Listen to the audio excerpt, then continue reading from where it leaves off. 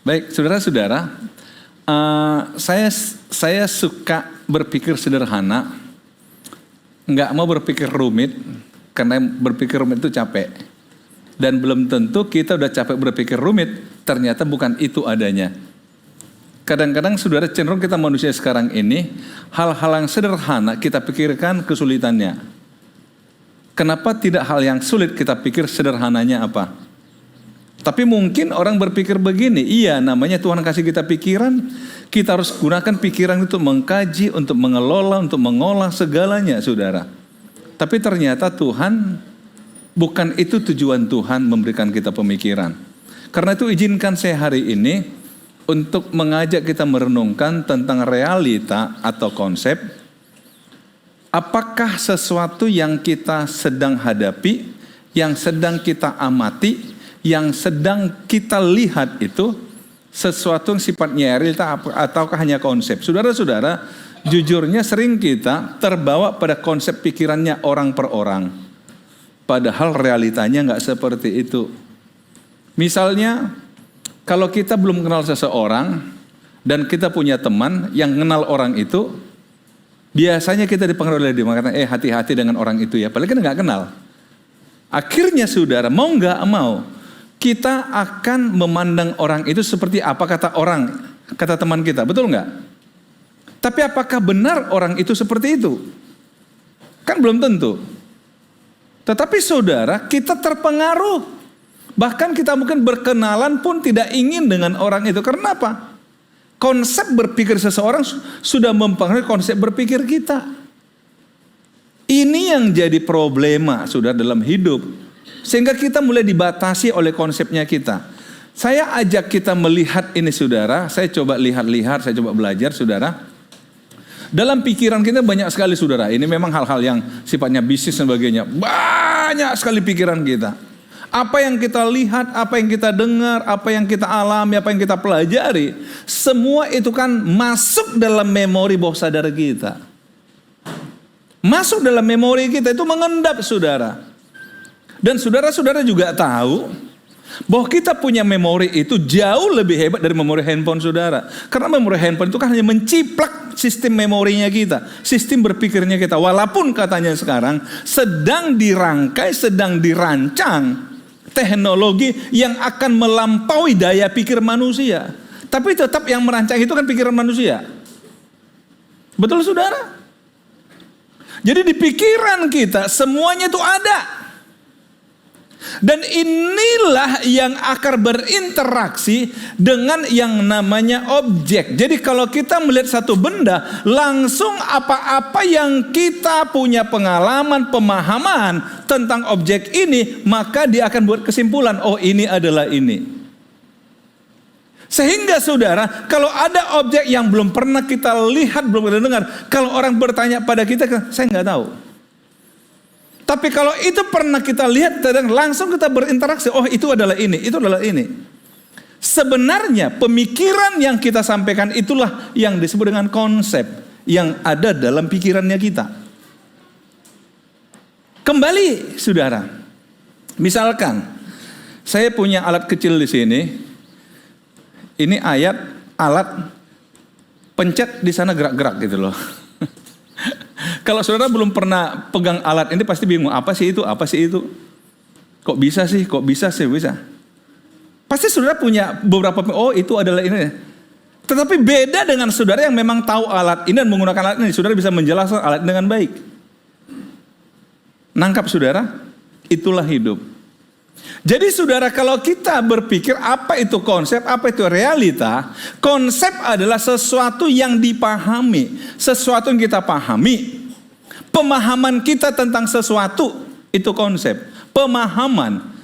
Jadi saudara, apakah pemahaman kita itu mutlak benar? Siapa yang bisa menjamin pemahamannya itu benar? Faktanya, kenapa orang bisa punya pemahaman yang berbeda tentang objek yang sama? Siapa yang benar? Siapa yang benar? Tentu tergantung pengalamannya. Saudara-saudara, Saya dengan istri saya misalnya ya, kalau selera makannya garis besarnya sama, garis kecilnya yang banyak beda. Karena dia sukanya pedas. Kalau dia makan satu tempat, yang pertama lihat sambalnya, saudara. Sambalnya nggak enak. Padahal makanan belum dipesan, udah sambal dulu dia lihat. Jadi bukannya menu dulu, sambal dulu dia lirik di meja. Ataupun kalau udah pelit, sambalnya dikit. Itu konsep. Atau saudara kalau kami ke pesta misalnya, pasti kalau di mobil dia pasti komentar tentang makanan. Sayang makanan tadi enak sih, tapi kayaknya ada kurang ini dan kurang itu. Bukan karena dia rakus, karena dia suka masak. Otomatis suka makan. Kalau saya enggak, kalau ke pesta makanan itu, bahkan saya kalau boleh nggak usah makan, nggak apa-apa. Kenapa rupanya? Kenapa? Saya kepengen kasih selamat sama pengantin, sama keluarganya, ketemu teman-teman di sana, bisa bersama. Bagi saya itu kalau pergi ke pesta. Tapi dia enggak makanannya. Akibatnya saudara, saya katakan, tadi si Anu datang loh. Masa sih? Di mana duduknya? Ya iyalah, lu makan aja. Saudara-saudara, tempat yang sama, tapi kita bisa dapat informasi yang berbeda. Kenapa? Sesuai dengan apa sih tujuan kita ke tempat itu.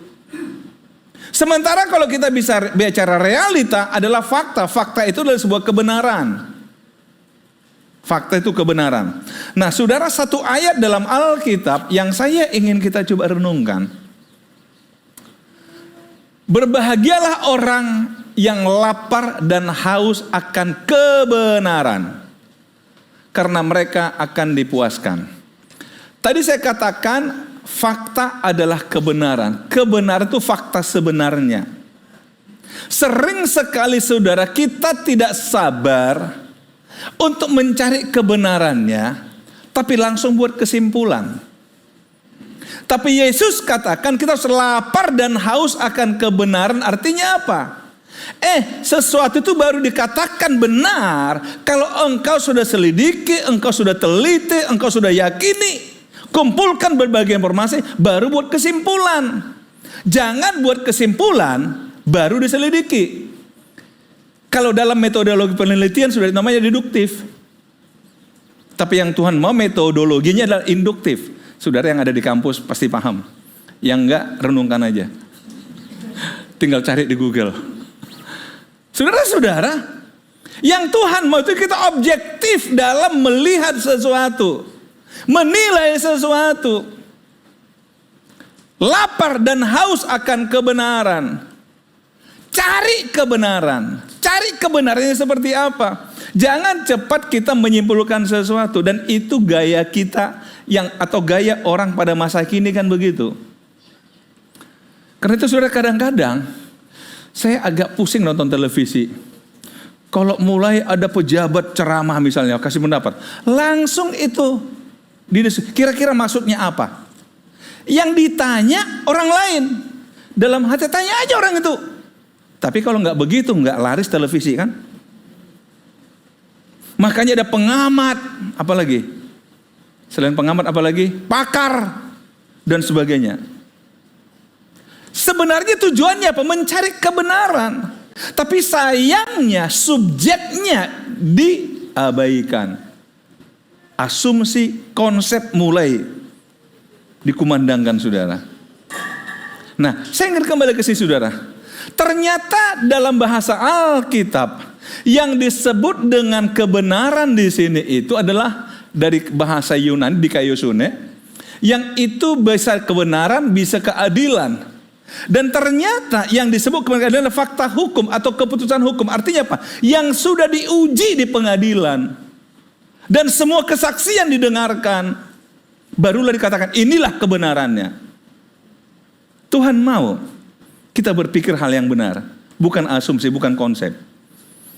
Dunia kita dipenuhi dengan konsep berpikir orang per orang saudara. Hanya karena orang itu terkenal kita yakin yang dikatakan benar. Enggak saudara. Tuhan enggak mau seperti itu. Tuhan ingin kita lihat objeknya secara objektif. Makanya lapar dan haus. Tuhan mau seperti itu. Kalau saudara bandingkan dengan ayat Alkitab, misalkan dalam Yakobus pasal 1 dikatakan apa?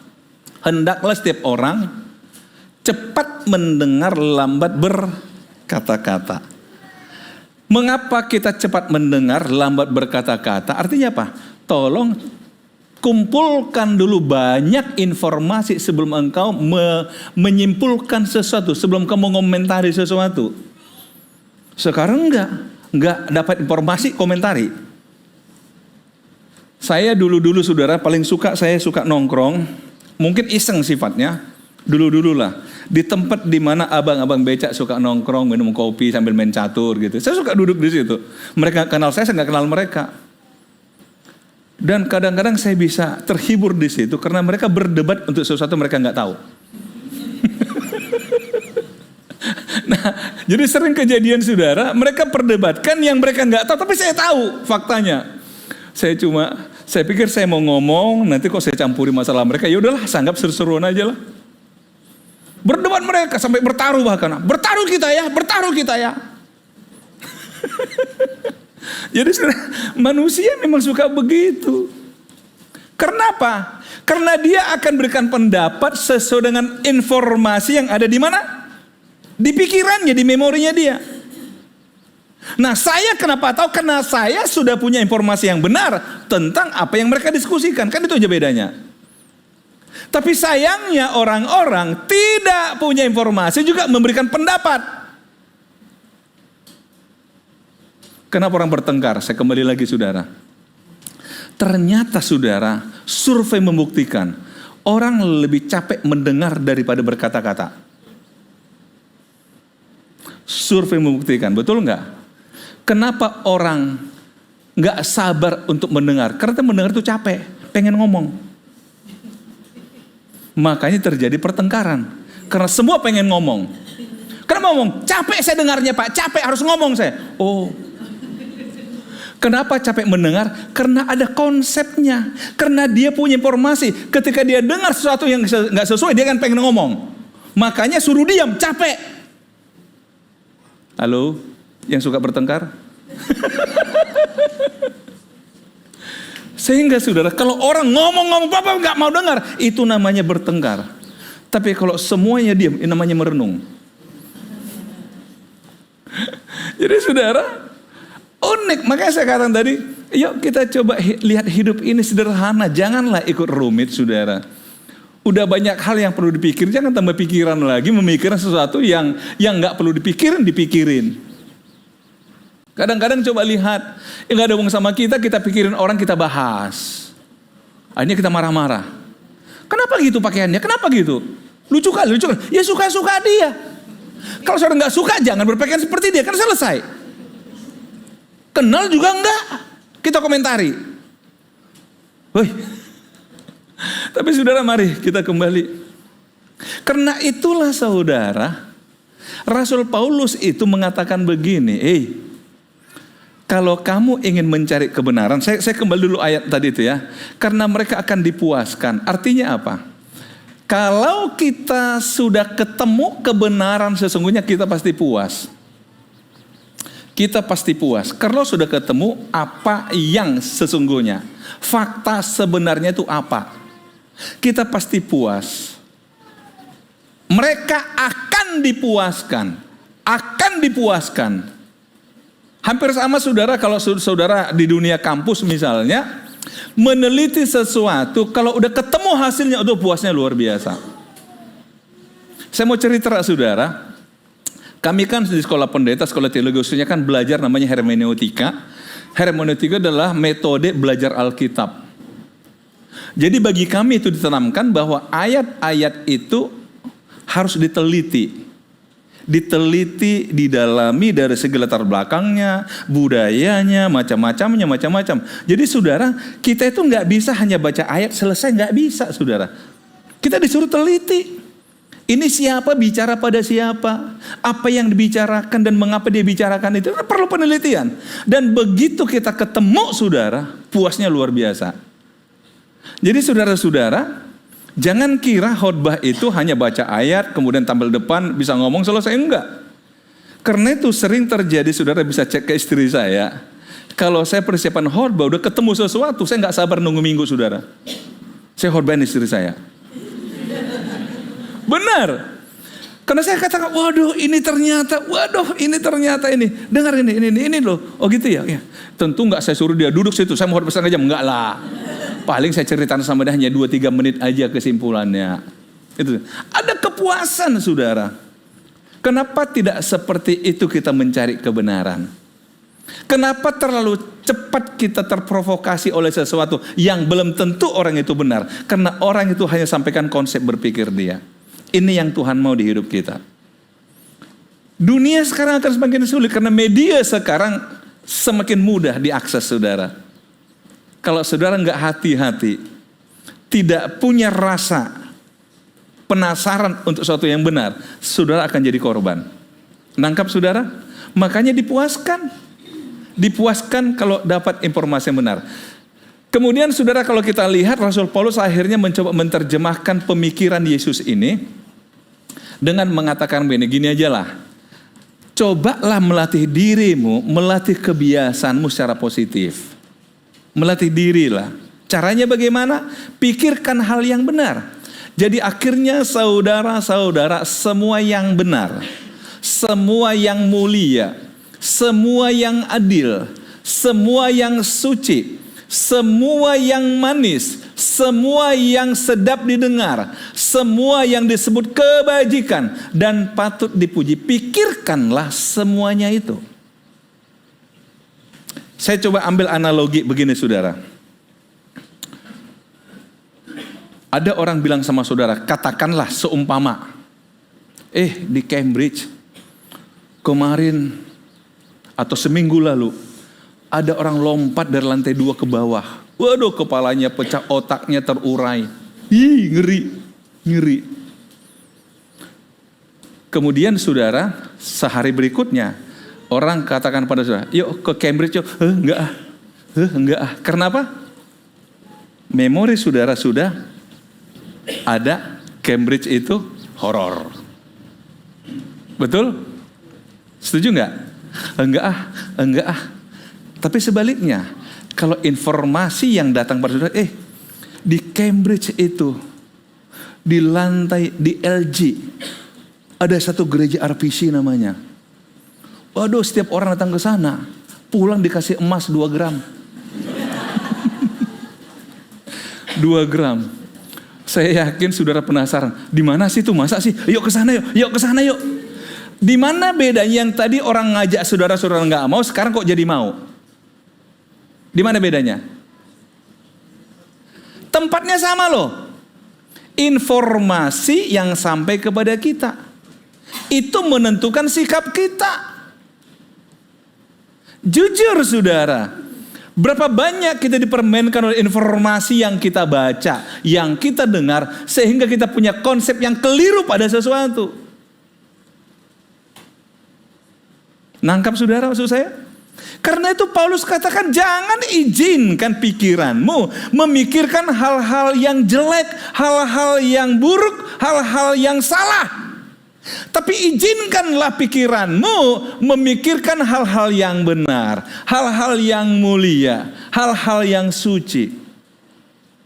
Saya pernah membaca satu buku saudara, di satu kampung kecil. Ini memang peristiwa sudah lama sekali. Saya baca itu buku tentang satu kampung atau satu county di Amerika begitu ya.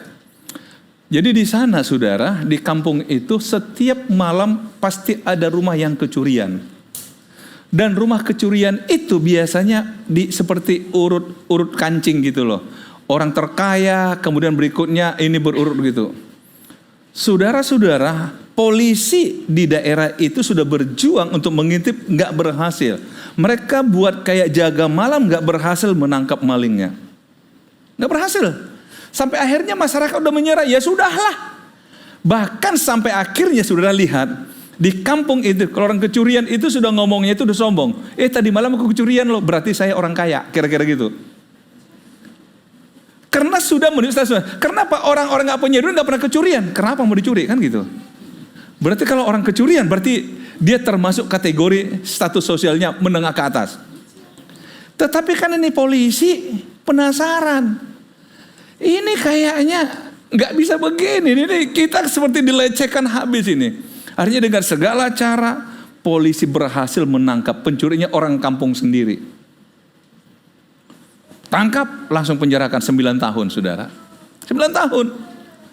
Nah, ternyata di penjara orang ini ketemu dengan seorang pendeta. Bukan. Iyalah, saya mah dulu belum lahir, saya zaman cerita itu. Supaya saudara bangun aja. Seorang pendeta katakan begini sama dia. Pak,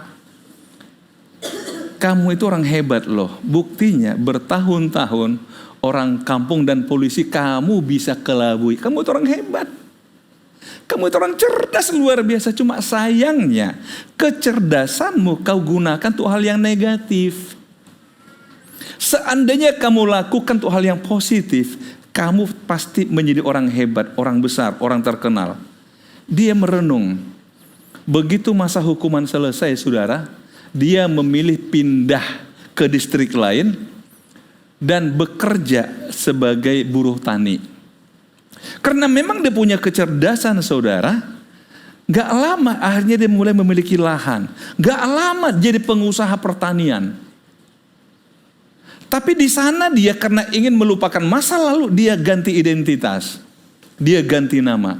Ada seorang wartawan yang mulai menelusuri orang ini, dia kehilangan jejak. Ini si pencuri hebat ini kemana dia setelah keluar penjara, kemana nih orangnya? Dia cari lama, akhirnya ketemu setelah si petani ini jadi pengusaha kaya di distrik lain.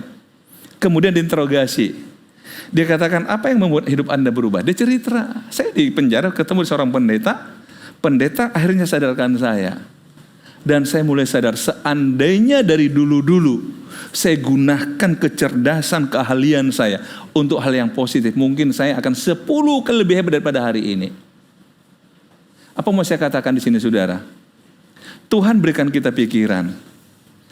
Kalau engkau gunakan untuk hal yang benar, hal yang positif, maka pikiran itu akan berfungsi secara benar dan positif. Amin, saudara. Pasti ada hal yang besar yang menjadi pikiran saudara. Konsep berpikir saudara juga konsep yang besar dan hebat, bukan yang negatif. Mulai belajar, saudara. Dan kemudian Paulus katakan begini, selain pikirkan yang benar, lakukan juga yang benar. Cara melatih pikiran kita adalah dengan melakukan sesuatu. Enggak ada gunanya kita punya konsep banyak kalau kita enggak melakukannya. Karena mengujinya adalah lewat sebuah tindakan, saudara. Setuju? Halo?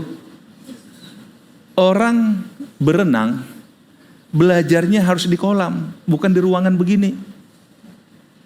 Setuju? Berenang begini. Yang pertama, supaya tarik napas, wajah harus begini. Kemudian tangan kaki begini. Gimana caranya, saudara? Oh, saya sudah bisa berenang. Coba masuk kolam, bisa enggak? Maka katakan kalau belajar renang harus dalam kolam. Baru tahu saudara bisa atau enggak. Nah, sama. Enggak ada guna, saudara. Saudara tahu banyak firman Allah, kalau enggak lakukan, saudara enggak akan tahu manfaatnya. Enggak akan dapat puasnya, kata Yesus. Setelah lakukan barulah engkau dipuaskan.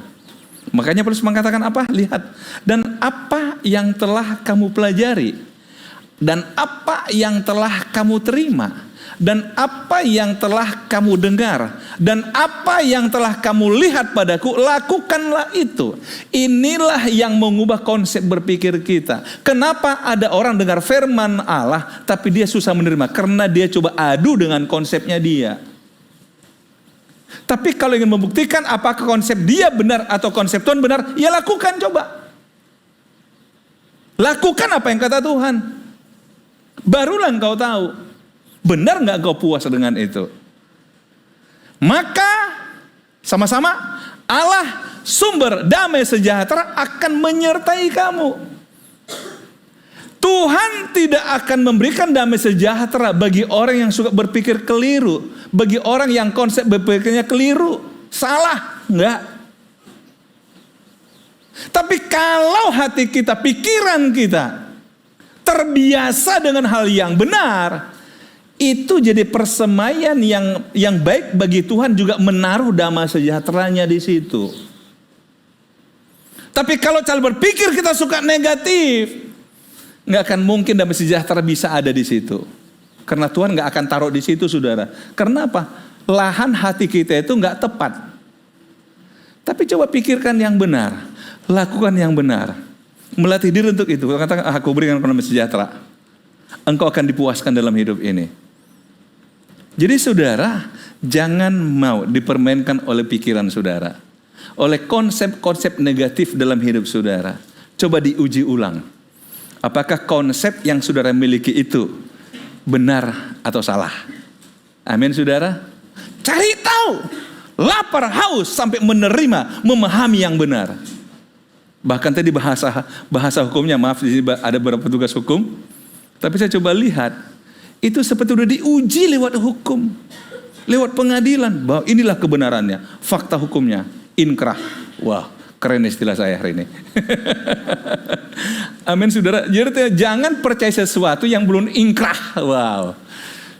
Gimana saudara? Tuhan Yesus memberkati kita.